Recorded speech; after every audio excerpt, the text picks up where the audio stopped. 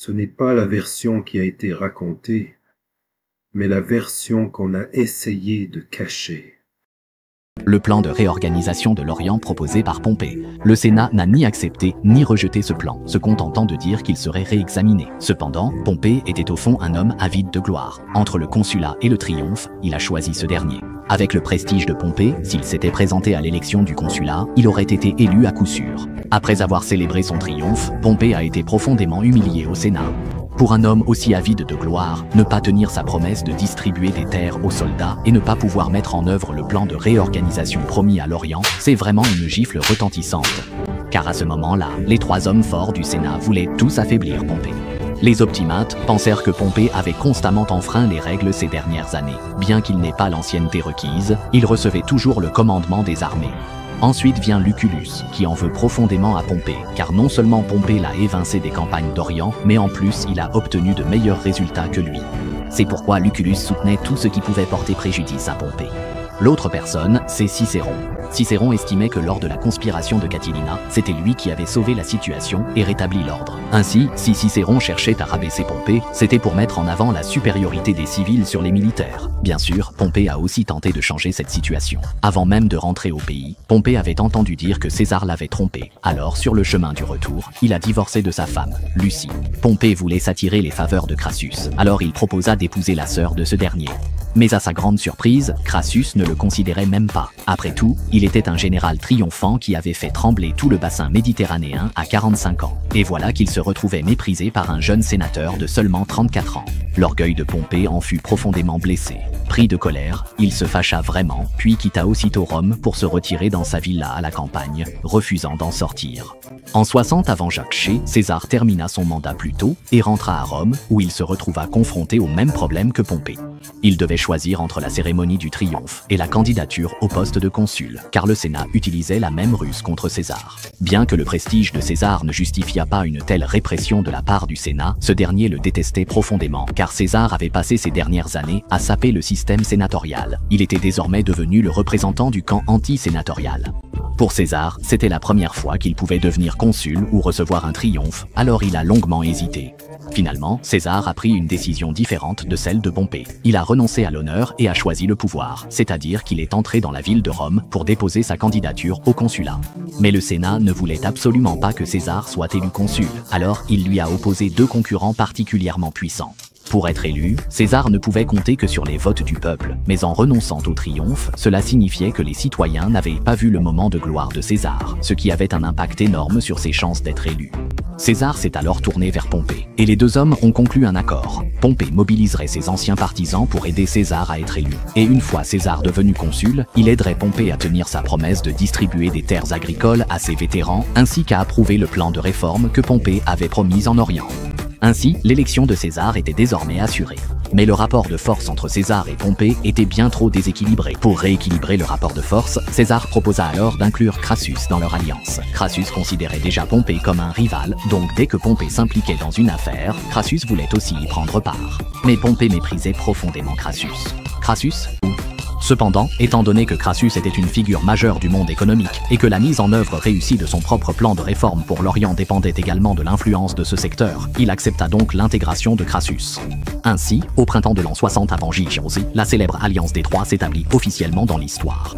Vient alors enfin le moment pour César de déployer ses talents. Nous savons tous que lorsque César a été assassiné, il a reçu 23 coups de couteau de la part des sénateurs du Sénat. Mais quel genre de rancune ou de haine pouvait bien justifier un tel acharnement? À quel moment César est-il devenu la bête noire du Sénat, celui qu'il ne pouvait plus supporter? Certains disent que c'est en 48 avant J.C., l'année où il a vaincu Pompée. D'autres pensent que c'est en 49 avant J.C., l'année où il a franchi le Rubicon. Mais en réalité, ce n'est ni l'un ni l'autre. C'est à partir du moment où la première alliance des Trois a été formée, c'est-à-dire en 60 avant J.C. Cette année-là, César a tiré parti de l'avantage que lui conférait l'alliance des Trois pour être élu consul à une majorité écrasante. Le Sénat pensait que César n'était qu'un bouffon insignifiant. Après tout, ils avaient déjà maîtrisé Pompée, alors pourquoi s'inquiéter d'un simple César? Ainsi, ils ont baissé leur garde vis-à-vis de César. Mais ce qui est risible, c'est que César était déjà consul depuis 6 mois, et le Sénat ignorait encore totalement l'existence de l'alliance des Trois. Lorsque l'alliance des Trois est finalement apparue au grand jour, Rome était déjà sous le contrôle de César. Le 1er janvier de l'an 59 avant JC, César prit officiellement ses fonctions de consul, et dès son entrée en fonction, il montra les crocs au Sénat. César lança successivement plusieurs lois, chacune visant directement les points faibles du Sénat. D'autres avaient déjà tenté cela auparavant, mais non seulement ils avaient échoué, mais leur sort avait été tragique. Mais César, lui, était différent. Ses talents de stratège étaient si brillants qu'il manipulait le Sénat à sa guise. La première mesure que César mit en place s'appelait l'avis du consul, ce qui équivaut aujourd'hui au quotidien du peuple. Après chaque réunion du Sénat, le contenu des discussions était rendu public. Tout ce qui avait été dit, tous les sujets abordés lors de la réunion étaient affichés sur les murs du Forum romain. La raison invoquée par César était que, puisque les citoyens avaient le droit de vote, ils avaient aussi le droit de tout savoir. Cet argument laissa les sénateurs sans réponse. Ceux qui craignent la lumière du jour n'ont généralement rien de bon à cacher. C'est pourquoi cette mesure a ébranlé l'un des privilèges du Sénat. Deuxièmement, César promulgua la Lex Julia de Privilegis, également traduite par Loi Julia sur la fonction publique. Rien qu'à son nom, on comprend qu'elle visait à encadrer et à réguler les fonctionnaires. Des années plus tard, cette loi fut même intégrée par l'empereur Justinien dans le Corpus Juris Civilis, ce qui montre à quel point la pensée de César était en avance sur son temps. La loi stipulait que les fonctionnaires ne pouvaient accepter de cadeaux d'une valeur supérieure à 10 000 sesterces. Cette somme équivalait au total du salaire de 35 années pour un soldat. Cette loi revenait à couper les sources de revenus des sénateurs, car à l'époque, les postes de haut rang, notamment ceux de gouverneur de province, étaient monopolisés par le Sénat, tandis que les fonctions publiques de rangs inférieurs n'offraient guère d'avantages financiers. Troisièmement, dans la Lex Julia sur la citoyenneté, César exigeait que les fonctionnaires publient la liste des contribuables, ce qui, sous la surveillance du grand public, permettait d'éviter efficacement les abus de pouvoir et la corruption. Ce que César était en train de faire, c'était de renverser l'ancien système pour en établir un nouveau. L'ancien système, c'était le régime républicain romain dominé par le Sénat. Le nouveau système, c'est l'ère impériale. Désormais, Rome n'est plus une simple cité-État, mais une puissance mondiale qui a transformé la Méditerranée en un lac intérieur. Avec l'agrandissement de l'État, les anciens systèmes ne convenaient plus, comme par exemple le très répandu système de vote citoyen. Le système de référendum répartissait les citoyens romains dans tout l'Empire, mais combien d'entre eux étaient prêts à se rendre spécialement à Rome pour exercer leur droit de vote? Ainsi, à cette époque sans application de vote, seuls les citoyens romains résidant près de la capitale exerçaient réellement leurs droits civiques. Dans ce cas, il serait peut-être plus efficace de confier les affaires nationales à une poignée d'élites. À cette époque, plus de 160 ans s'étaient écoulés depuis que le roi Qin Yingzheng s'était proclamé empereur en Chine, et toute la vie de César fut justement consacrée à la réalisation de ce même objectif, devenir empereur. Quatrièmement, César a contribué à l'éradication de l'usure. À l'époque, de nombreux membres du Sénat pratiquaient l'usure pour exploiter les pauvres. Parmi eux, Brutus, le principal instigateur de l'assassinat de César, appliquait même des taux d'intérêt allant jusqu'à 48% sur ses prêts. César a alors fixé un plafond interdisant que le taux d'intérêt annuel dépasse 12%. De plus, selon les lois promulguées par César, toute infraction était non seulement passible de sanctions appropriées, mais entraînait également l'exclusion du Sénat. Cela explique pourquoi, lors de l'assassinat de César, il a reçu autant de coups de couteau. Ces sénateurs, s'ils ne poignardèrent pas César eux-mêmes, auraient vraiment eu du mal à se contenir. Cinquièmement, la loi agraire. Elle est comparable à une mine terrestre. Chaque fois qu'on y touche, des conflits sanglants éclatent inévitablement. Pour dire les choses simplement, la loi agraire consiste à reprendre les terres des riches pour les redistribuer aux pauvres, avec une priorité accordée aux anciens soldats de Pompée. Ainsi, Pompée pouvait enfin relever la tête et retrouver sa dignité. Toucher à la loi agraire, c'est toucher au nerf vital du camp du Sénat, donc les sénateurs s'y opposeraient inévitablement. Parmi eux, le plus virulent était Caton le Jeune. César n'avait pas d'autre choix, alors lors de la réunion, il a expulsé Caton le Jeune, mais les autres membres du Sénat ne coopérant pas non plus. César a dit « Puisque c'est ainsi, il ne reste plus qu'à laisser l'Assemblée du peuple en décider. » C'est précisément à cause de cette Assemblée du peuple que l'alliance secrète du Triumvirat a finalement été révélée au grand jour. Cette Assemblée du peuple était présidée par César. À Rome, les deux consuls exercèrent le pouvoir à tour de rôle, chacun pour un mois, et César avait spécialement choisi de tenir l'Assemblée en mars, le mois où il était aux commandes.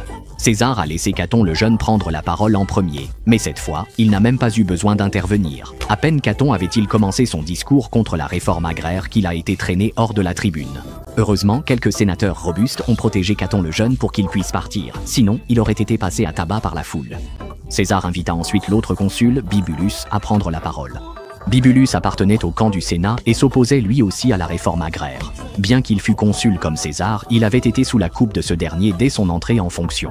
Lorsqu'il vit l'hostilité des citoyens envers Caton le Jeune, même sa voix sur scène était faible. Il se contenta de dire timidement qu'après consultation des augures, il n'était pas approprié de discuter de cette affaire aujourd'hui, puis il quitta la tribune sous les huées et les moqueries du public.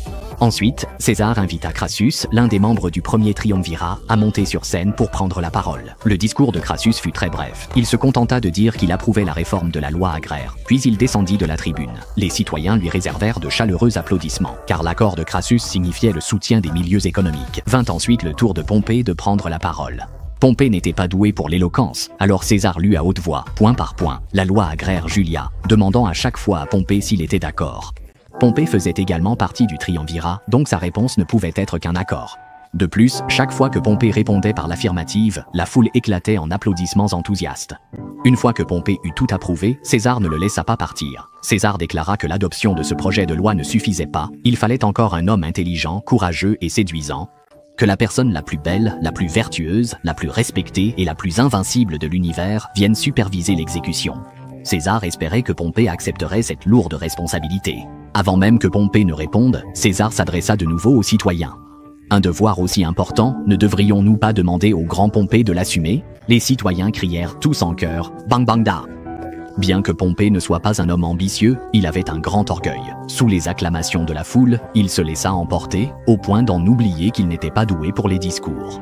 Pompée s'écria d'une voix forte, « Je suis profondément honoré de recevoir tant de faveurs de la part du consul et des citoyens. » Il insista ensuite avec force sur la nécessité de réformer la loi agraire. Enfin, Pompée déclara « Si quelqu'un pointe son épée contre ce projet de loi, moi, Pompée, je deviendrai un bouclier pour le protéger. » L'atmosphère était à son comble, et les acclamations de la foule résonnaient comme le tonnerre.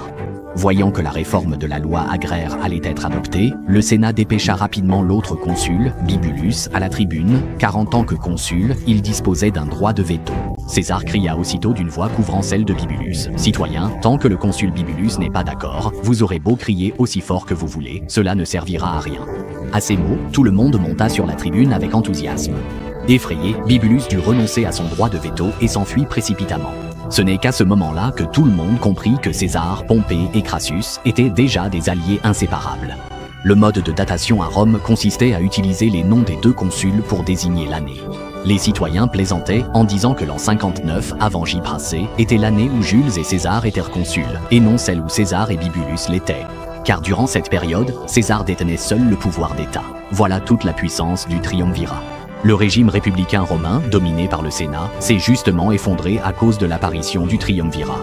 César était vraiment quelqu'un de bienveillant. Il a fait porter la culotte à Pompée, ce qui a conduit ce dernier à divorcer de sa femme, puis il n'a pas oublié de lui trouver une nouvelle épouse par la suite. Avec une grande générosité, César a marié sa fille de 22 ans, Julia, à Pompée, qui en avait 47. Pompée est tout de suite tombé sous le charme de cette jeune femme. Après s'être occupé de Pompée, César s'est aussi préoccupé de lui-même, car lui aussi avait été trompé et avait divorcé de sa femme. Il s'est donc trouvé une nouvelle épouse, prénommée Calpurnia. La raison pour laquelle César l'a choisie, c'est que son beau-père avait beaucoup d'influence au Sénat. Il comptait sur lui pour l'aider à résoudre ses futurs problèmes de carrière.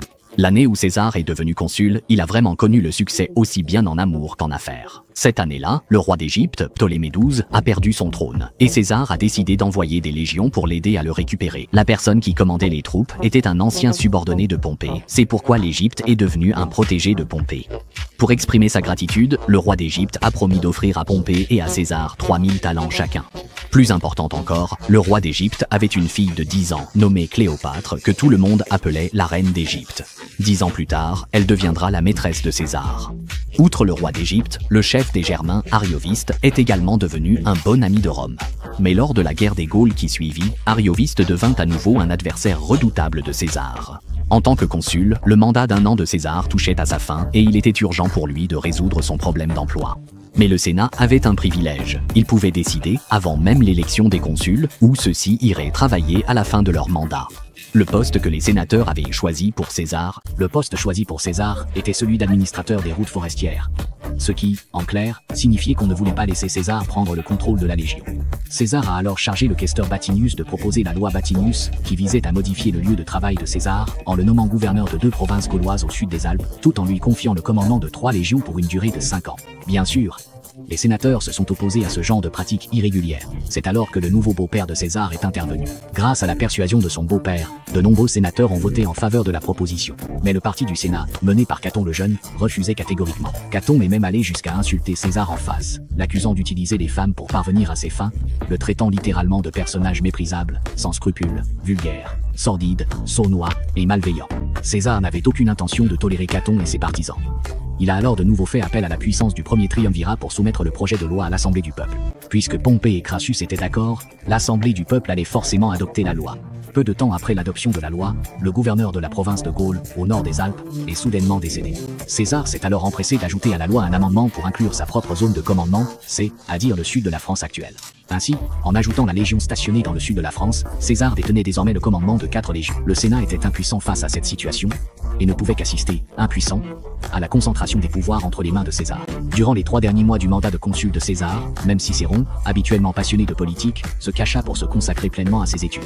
Quant à César, il se préparait déjà à l'après-consulat.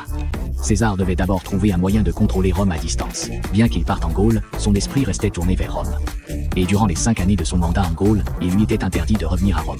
S'il franchissait le Rubicon pour retourner dans la capitale, cela signifierait qu'il renonçait automatiquement à son poste de gouverneur et au commandement de ses légions. Ainsi, après délibération entre César, Pompée et Crassus, il fut décidé que Pison et Gabinius occuperaient la charge de consul pour l'année suivante, c'est-à-dire en 58 avant J.C. Pison était le beau-père de César, tandis que Gabinius était un proche collaborateur de Pompée. Avec César, Pompée et Crassus aux commandes. Les candidats au consulat soutenus par le Sénat n'avaient absolument aucune chance.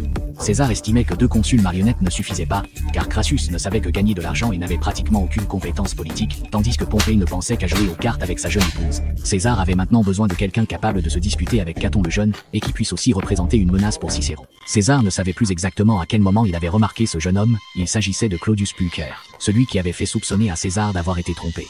L'ambition de Pulcher était de se présenter au poste de tribun de la plèbe, et pour cela, il n'hésita pas à renoncer à son statut de noble pour devenir le fils adoptif d'un plébéien, car seuls les plébéiens étaient éligibles à ce poste. Cependant, pour qu'un noble puisse renoncer à sa condition et devenir plébéien, il fallait l'accord du grand pontife de Rome. Le parti du Sénat pensait qu'une chose aussi humiliante pour la noblesse ne serait jamais approuvée, même par César, qui était pourtant le grand pontife. Mais non seulement César donna son accord, mais il utilisa également les avantages du triumvirat pour aider Pulcher à être élu tribun de la plèbe sans encombre. Ainsi, après Vatinius, l'actuel tribun de la plèbe, le prochain, Pulcher, était lui aussi un proche de César. Une fois que César eut enfin tout arrangé, il reçut soudain une nouvelle. Un grave incident venait de se produire en Gaule, la région où il allait bientôt prendre ses fonctions. Tu le savais, sans César, la Suisse d'aujourd'hui n'existerait peut-être pas. Sans César, il y aurait peut-être une région appelée Suisse dans l'ouest de la France. Sans César, il se pourrait même que les Suisses aient disparu de ce monde depuis longtemps. Alors, quel est exactement le lien entre César et la Suisse? Au Ie siècle avant J.C., la Suisse faisait partie de la Gaule. La région de la Gaule correspond à l'actuelle Europe de l'Ouest, que l'on peut délimiter par le Rhin, englobant principalement la France, la Belgique, la Suisse, le sud des Pays-Bas et le nord de l'Italie. Bien sûr, à l'époque, la Gaule n'était pas encore développée. Les forêts et les marécages y étaient bien plus nombreux que les terres cultivées. Cependant, le climat y était doux, l'eau abondante, et selon les estimations des spécialistes, la quantité de produits agricoles et de volailles disponibles suffisait à nourrir des dizaines de milliers de personnes. Bien que de nombreuses personnes y vivaient, il n'existait pas de pouvoir centralisé. Il y avait des centaines de tribus de tailles diverses. Pour les Gaulois, la menace ne venait pas du sud, de Rome, mais des Germains situés à l'est du Rhin. Bien qu'ils ne soient séparés que par un fleuve, le climat à l'est était bien moins clément qu'à l'ouest. Dès que les Germains de l'est souffraient de famine, ils traversaient le Rhin pour venir malmener les Gaulois.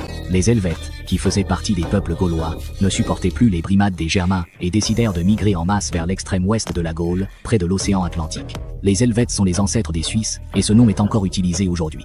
Les Helvètes mirent le feu à leur ancienne patrie, et un total de 368 personnes entamèrent leur migration vers l'ouest. Ils avaient 2 itinéraires possibles.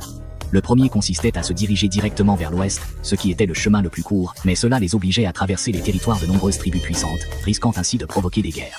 Le second itinéraire passait par le sud, en entrant dans la province romaine, puis en continuant vers l'ouest. Bien que ce chemin soit plus long, il serait beaucoup plus sûr que le premier, à condition d'obtenir l'autorisation du gouverneur romain. Lorsque les Helvètes entreprirent leur migration vers l'ouest, en 58 avant J.C., le gouverneur de la province de Gaule n'était autre que César. César refusa catégoriquement la demande des Helvètes de traverser la province, car il était impossible qu'un groupe de plus de 300 personnes passe par une province romaine sans qu'il n'y ait d'incident.